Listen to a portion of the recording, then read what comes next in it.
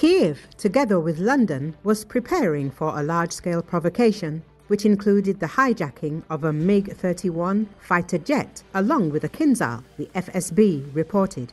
The Federal Security Service has uncovered and thwarted an operation by the main intelligence directorate of the Ukrainian Ministry of Defense and its British handlers to hijack a Russian MiG-31 supersonic high-altitude fighter jet, which carries a Kinzhal hypersonic missile, the agency said in a statement. According to Russian intelligence, the Ukrainian Ministry of Defense's main intelligence directorate intended to recruit pilots from Russia with a promise of $3 million. Ukrainian intelligence services planned to reroute the hijacked plane to the Romanian city of Constanta, where the MiG could be shot down by air defenses. The Ukrainian intelligence service subsequently planned to send an aircraft armed with a Kinzhal missile to the deployment area of NATO's largest airbase in southeastern Europe, located in the city of Constanta in Romania, where it could have been shot down by air defense systems. The statement read, previously Russian diplomat Sergei Lavrov noted that he knows for certain that Britain is assisting Kiev in planning and preparing such provocations. However, Russian intelligence agencies are aware of them and periodically expose the true faces of the perpetrators of these operations. The Foreign Ministry also promised that Moscow would make those preparing provocative actions feel very sorry. Earlier, Russian special services announced the disruption of a Ukrainian operation to recruit a Russian pilot and the hijacking of a Mi-8 MTPR-1 helicopter. The Federal Security Service reported an attempt by specialists of the Defense Intelligence of Ukraine to hijack an Mi-8 MTPR-1 electronic warfare helicopter and drive it to the territory controlled by Ukraine. According to the plan, the recruited pilot was supposed to cross the line of contact on the day of the combat mission by going through a designated corridor. He was to poison the other crew members in advance. In a telegram, a certain Serhiy, who turned out to be a representative of the Ukrainian Special Services, contacted me and offered cooperation. On a given day, I had to hijack a helicopter, poisoning my comrades in advance. Before the flight, my family was supposed to go abroad, then to Chisinau, and from there, they would be picked up by cars. The FSB published the pilot's story. In their statement, FSB representatives said that during the war game, Russian counterintelligence officers had revealed the air defense positions and they had been attacked. However, this contradicts the previously announced plans to launch an operation which was supposed to take place only after Ukrainian operatives had evacuated the pilot's family. The Mi-8 MTPR-1 is a specialized version of the helicopter equipped with the Rychag AV electronic warfare system. It is designed to suppress enemy radar. Russian troops are actively using these aircraft to shield their aircraft from Ukrainian anti-aircraft systems. The electronic warfare station creates interference that significantly reduces the radar range. For example, in May of last year, an entire aviation group was destroyed, which was carrying out a bombing mission in Ukraine. The group included an Su-34M bomber, a Su-35 cover fighter, and 2 Mi-8 MTPR-1 helicopters.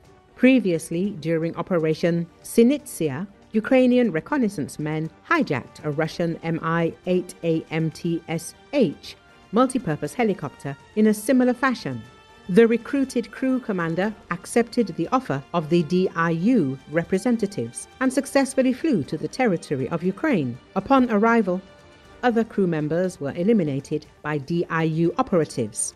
Last fall, this aircraft was adopted by the Ukrainian Defense Forces. It is possible that it is used as part of the 35th Mixed Aviation Squadron, which is operationally subordinated to the SOF and works in the interests of the Defense Intelligence of Ukraine.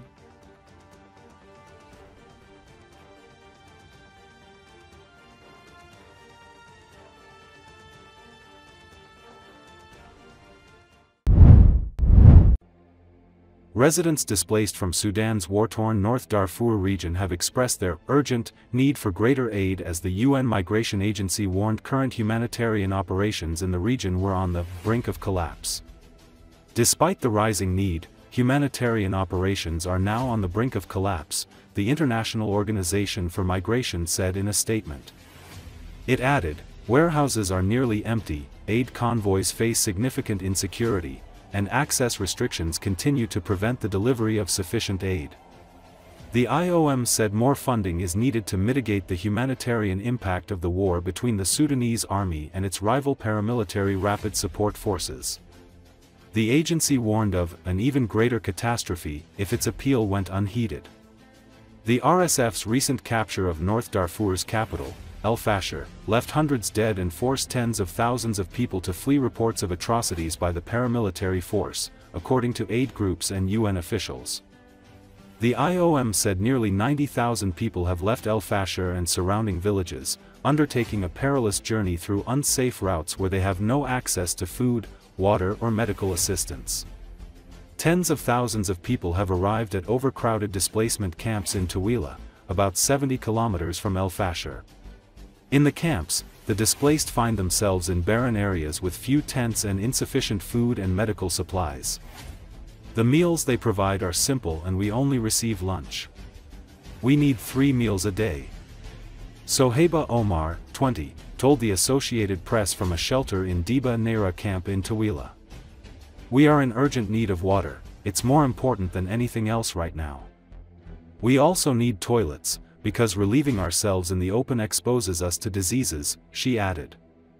Batul Mohammed, a 25-year-old volunteer at the camp, stressed supplies remain insufficient.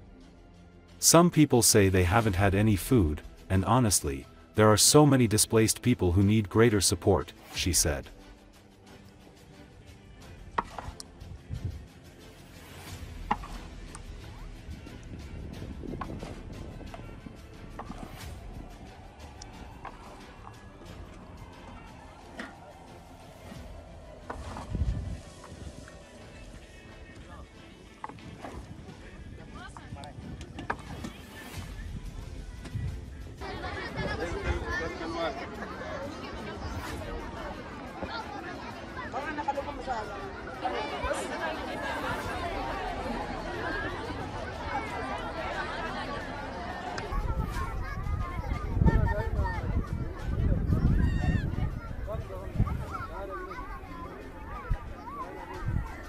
مما جينا هنا قدموا لنا التكية بس.